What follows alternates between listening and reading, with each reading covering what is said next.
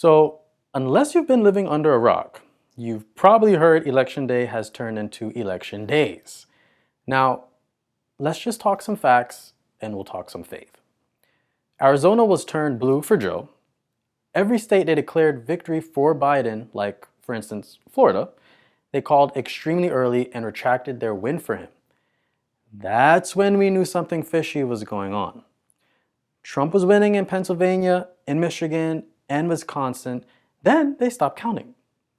Magically, overnight, when everyone went Betty by time, the minute we woke up the next morning, Joe Biden won Michigan and Wisconsin in over 400,000 votes. All for Biden. In Milwaukee, there were more votes cast than there were registered voters.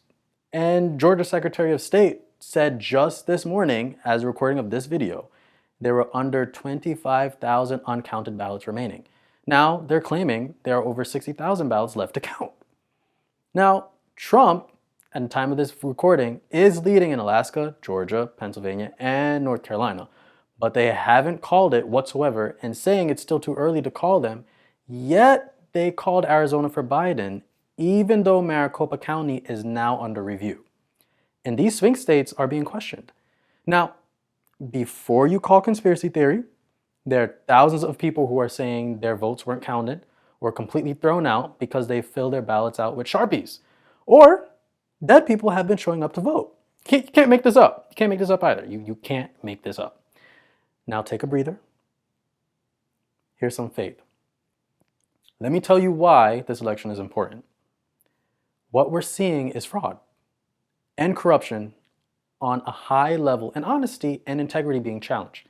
If there was a fair process to this, we would accept the inevitability and move on.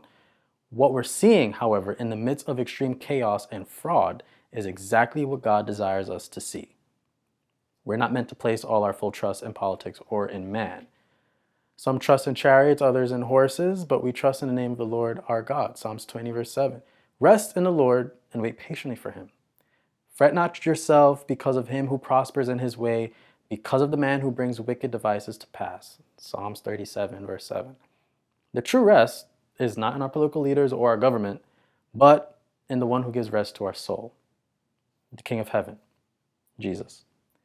So while we set our sights on true hope above, things on earth are about to get pretty rocky. So grab your armor, saints. We're about to see things we have never seen before.